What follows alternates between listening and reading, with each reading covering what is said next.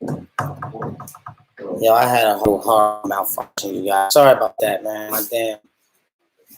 My laptop battery died. Again, I'm starting this stuff, so I'm learning a little kinks. These videos are gonna get a lot better, but that's not the point of me doing these in the first place. Who was I? I was on question number 2, but I guess I gotta start from question number 1 because everything shut down. So how about I just start all over? My name is Marquise Moore. If you're tuned in, you're probably here because you live videos PM. Yes, that is true. So if you're here for that. So let me just cut to the chase. All right, so today I went on a Popeyes adventure. I saw the hype, and I'm not really one to believe hype. I'm not really the hype man. But in this case, Black Twitter pretty much said this is what's going on. They said this is the best chicken in the world. And I said, I gotta taste this. So if you look at my video, which I'll be posting in a second, you'll see my reaction. I got up super early in the morning and I took my ass over to Popeyes. The first one was closed. The second one was closed. The third one didn't have no chicken. Now let me say it again. Popeyes. They said they didn't have no chicken. The fourth one, they were popping. They had a hell of a line there. So I get inside. I'm like, yeah, y'all know what I'm here for. You know what I'm here for. I'm a black man at Popeyes. When it opened, I'm here for the chicken sandwich. So I came in there, and I'm not gonna say nothing else. I'm gonna let y'all see the video. What I do want to talk about though is these questions. Y'all hit me with a few, man. I can't read them all, but I'm gonna read 5 questions that I got in my my Instagram Q&A. First question is, when's the next movie? I got a few movies coming out. My next movie is called California Love, starring me, Robert Rashad. You guys remember Robert Rashad from Cousin Skeeter and a bunch of other fly shit. He's been in Hollywood doing this thing for quite some time. That movie is like a gang love story, not within the gang, but obviously. But it's a guy in love with this white girl, and she's in the hood, and she shouldn't be there, and it's one of those type movies. It's a great movie, though. You guys need to check it out, man. And it's based on a true story, so check that out for sure. Also, my fave, California Love.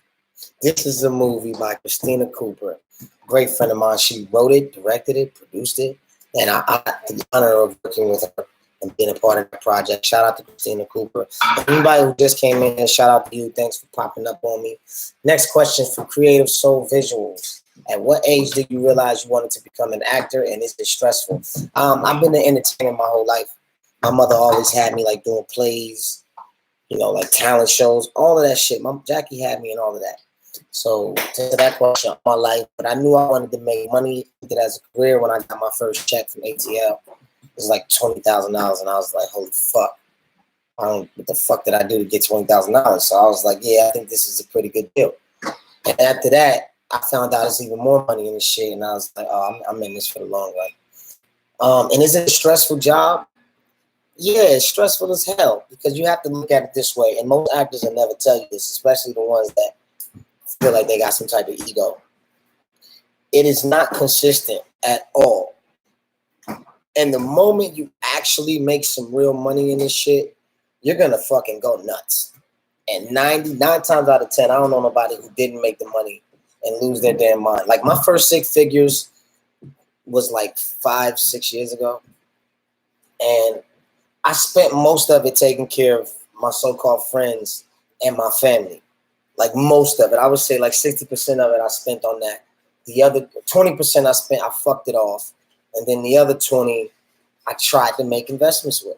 And those investments didn't work out. But I learned a valuable lesson that you have to look at it like a business. You have to look at yourself like a business. And you just got to be patient with it. It's a marathon. It's definitely not a sprint. So it's stressful as hell because you're going to have seasons where it's not all well financially.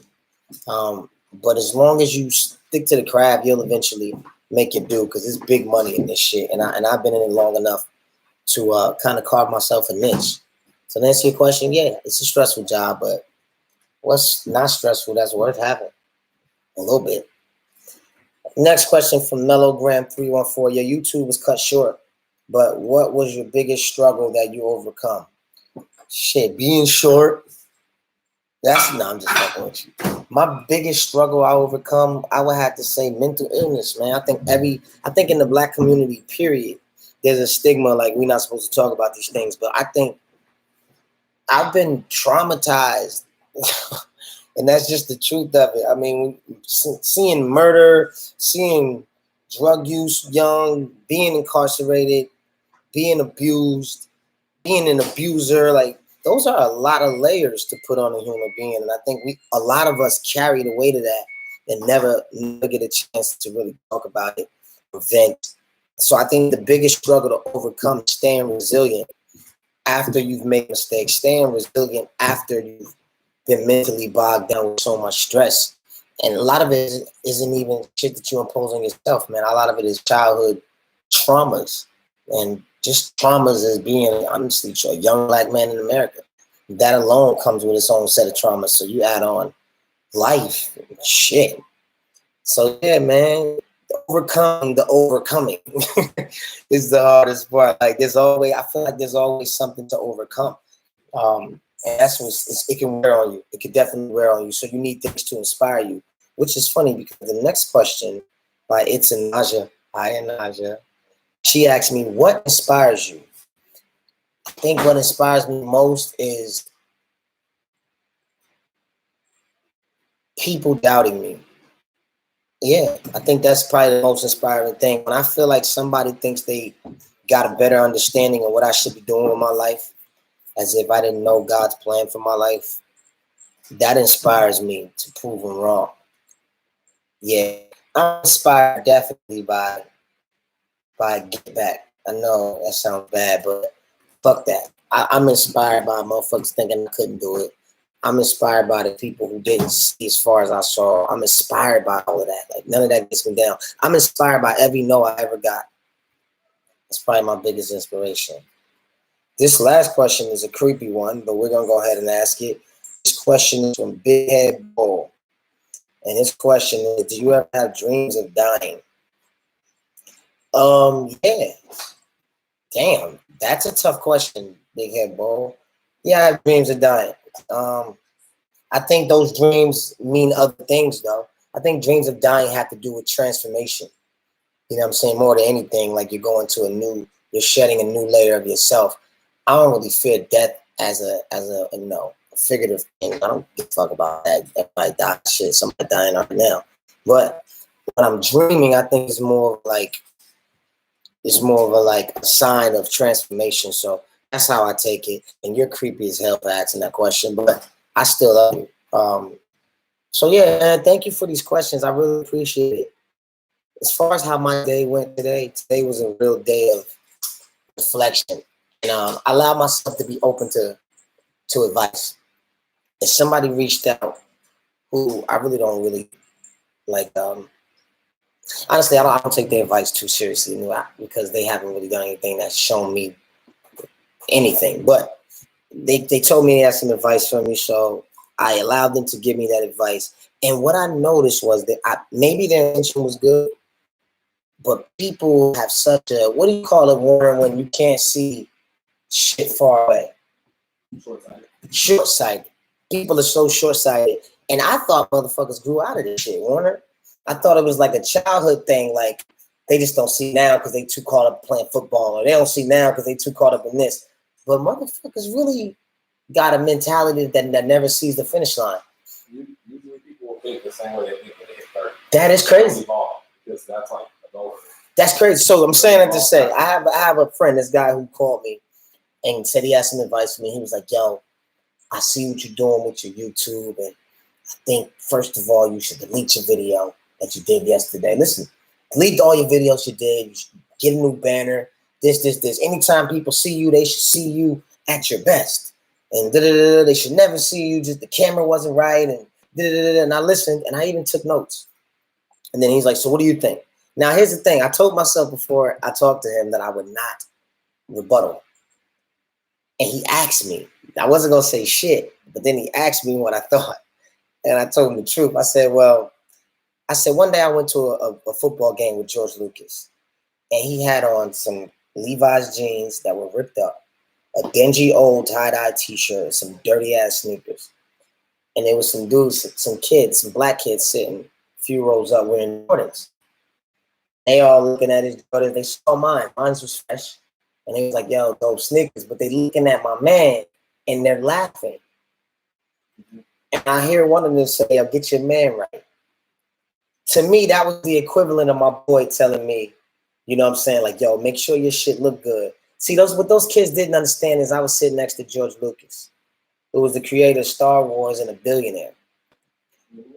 I knew his value, but those little ignorant niggas had no clue who that man was. Had they known who that man was, his sneakers would have been the last thing on their mind. So I say that to say, you gotta be fucking kidding me if you think that I give a damn about how I look on YouTube. I mean, if this is the only time I probably get to be free and look crazy and wear a robe and not have a haircut. Because any other time you guys see me, it's on television where they spend millions of dollars on making sure I look like a star.